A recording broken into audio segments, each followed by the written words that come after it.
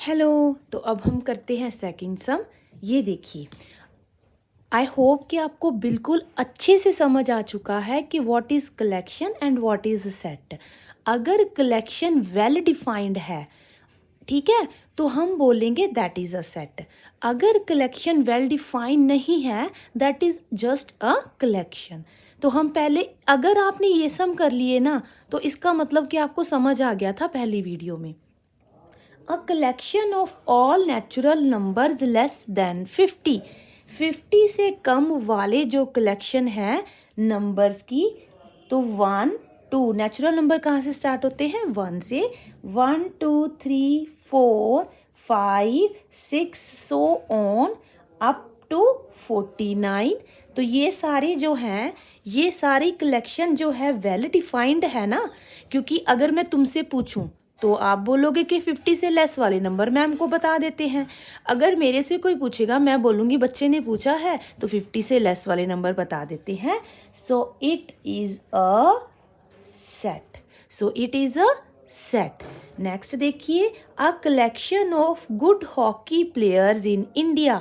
अगर मैं आपकी नज़र से पूछूं, आपको कोई और पसंद है, मेरी नज़र से पूछेंगे, मुझे कोई और अच्छा लगता है, तो जो जो हमारी कलेक्शन है ना, वो क्या होगी? वेल डिफाइन नहीं होगी, उसकी कोई डेफिनेशन नहीं होगी।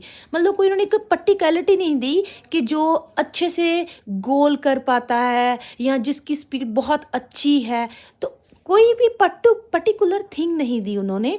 तो हमारे पास ये सेट नहीं है, ये कलेक्शन है। यस, ये सेट नहीं है, because they have given a appropriate data.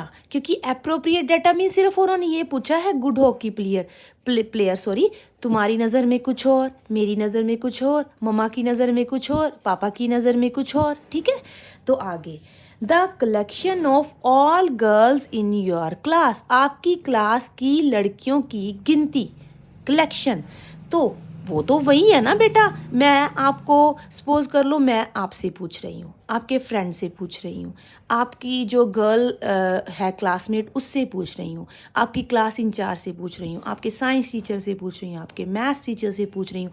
सब यही बोलेंगे कि we are having 35 girls in the class, we are having 20 girls in the class. मतलब जो भी बोलेंगे वो डाटा जो है वो एप्रोप्रिएट है, वो रजिस्टर में बाकायदा नाम चढ़े हुए हैं कि इतने बच्चे 9C में हैं, 10C में हैं, 11th A में हैं। ठीक है, तो ये जो है इट इज़ अ कलेक्शन।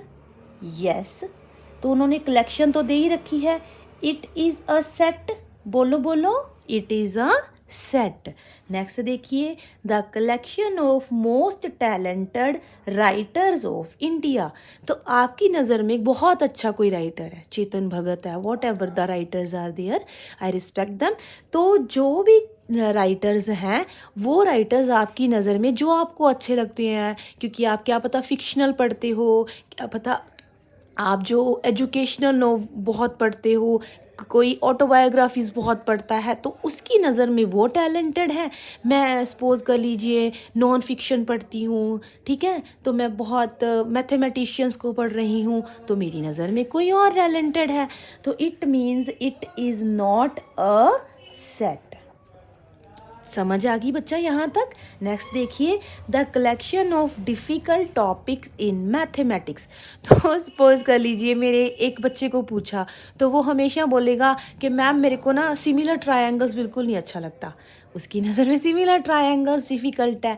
अगर मेरे को कोई पूछ रहा है कि मुझे कौन सा अच्छा नहीं लगता, मुझे लगता है ओफो इंटीग्रेशन को इतना लेंदी वे में करना पड़ता है, तो मेरी नज़र में इंटीग्रेशन बहुत टफ है। एक मेरी बच्चे की नज़र में कि वो बोलता है प्रोबेबिलिटी है ना जो +1 +2 की, बहुत गलत है, मतलब उसकी कोई गेसिंग ही नहीं है अच्छी सी, है ना, तो वो प्रोबेबिलिटी को डिफ़िकल्ट मानता है। These are the different opinions है, तो ये हमारे अलग अलग ओपिनियन हैं, तो it means it is not a set. I hope कि मेरे आपको मेरी क्लैरिफिकेशन जो है वो बहुत अच्छे से समझ आ रही है। The collection of all months of a year, पर उन्होंने एक स्पेसिफिकेशन दे दी, बिगनिंग विद लेटर जे के साथ स्टार्ट होने वाले, जिसकी शुरुआत जे से है। जनवरी, जून, जुलाई। तो ये कलेक्शन हो गई ना, क्योंकि उन्होंने स्पेसिफाई कर दिया वो मंथ लिखिए। अगर वो 12 मंथ भी बोलते ना तो भी वो सेट हो जाता। उन्होंने बोला वो मंथ लिखिए जो मंथ्स जे से स्टार्ट होते हैं, तो हमने वो लिख दिए। It is a set. तो ये सेट है। आई होप आपको ये सब समझ आ गए हैं। तो हम अब नेक्स्ट पे चलते हैं। तो हम नेक्स्ट पे चलते हैं। नेक्स्ट मैंने यहाँ तक करा दिया 6 तक। आगे देखिए बच्चा, 7th में क्या है हमारे पास, ये एनसीईआरटी में भी है, ठीक है। 7th में है a collection of novels written by Munshi Premchand. Munshi Premchand. तो बेटा जो उन्होंने नॉवेल्स लिखे हैं हम वही लिखेंगे ना कलेक्शन में। सो it is obvious that it is a set. तो जो मुंशी प्रेमचंद ने नॉवेल्स लिखे हैं सिर्फ उनकी कलेक्शन। तो ये एक स्पेसिफिकेशन हो गई ना, भी मुंशी प्रेमचंद के नॉवेल्स लिखिए। अगर वो बोल देते अपना फेवरेट नॉवल लिखिए या बोल देते बेस्ट नॉवेल्स लिखिए, तो वो तो कोई क्लासिफिकेशन नहीं हुई ना। वो बिल्कुल उन्होंने अप्रोप्रिएट डाटा नहीं दिया ना।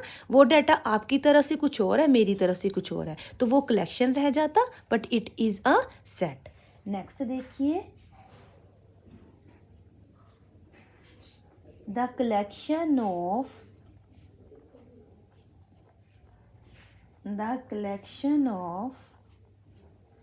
all questions in this chapter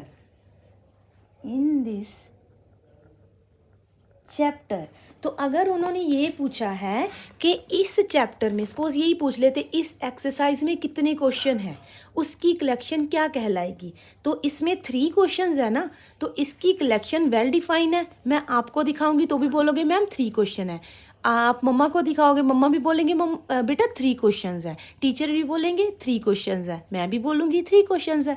तो it is a specified thing. उन्होंने एक स्पेसिफिकेशन दे दी है, एक एप्रोप्रिएट डाटा दे दिया है, मतलब वेल डिफाइंड डाटा दे दिया है।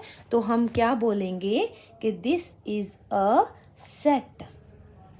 आगे 9th देखिए, 9th में है अ कलेक्शन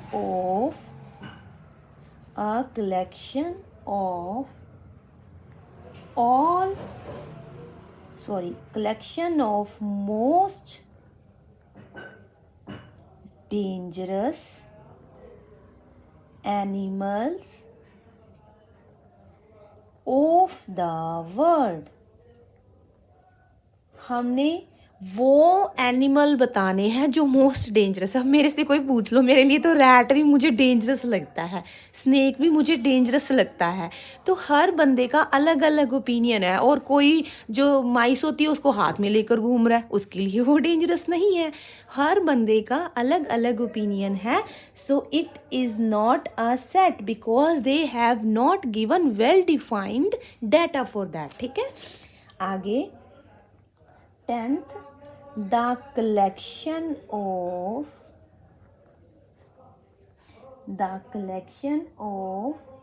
prime integers। अब उन्होंने प्राइम इंटीजर्स पूछे हैं बच्चा।